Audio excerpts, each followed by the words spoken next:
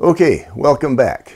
In this segment, we're going to talk about the regulations associated with asbestos, and probably the first term we ought to cover is a term called friable or friable. I've heard it pronounced both ways. The proper way is friable. The term basically means an asbestos that you can crush in your hand. So for example, if you put a brick in my hand, maybe it has some asbestos in it, but the chances of me being able to crush that brick or in any way release the fibers that are inside that brick into the air just using my bare hand, not going to happen.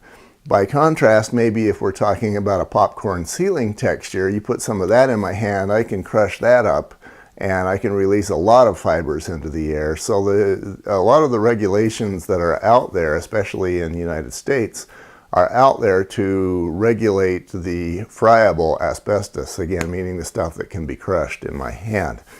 So there are 52 countries that ban the use of or manufacture or storage or import. Basically, they're just banning all the way across the board anything associated with asbestos. USA, Canada, and India are not one of those 52 countries.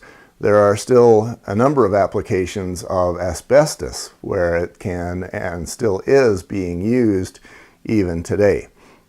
Now, from a regulatory background, most of us generally believe that it was banned in the United States in 1978. That is true, kinda. Actually, there have been a number of regulations that have gone through the years that have restricted or regulated the use or importation or manufacture of asbestos. The first of them is the Clean Air Act, and that was done in 1970. Then you have the next one is TSCA, Toxic Substances Control Act, and it was passed in 1976. Implemented towards 1978, and that's the law that we all associate with the end of the use of products like asbestos and lead-based paint and those sorts of things. So that was TSCA, it was 1976. And then you've got AHERA, which is the Asbestos Hazard Emergency Response Act, and that was 1986.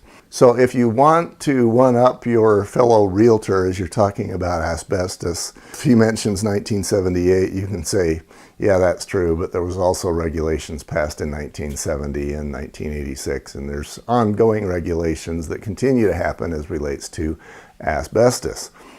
Okay, in the next segment, we're going to be talking about types of asbestos and which ones you should be the most concerned about, what kind you should be expecting. Be right back.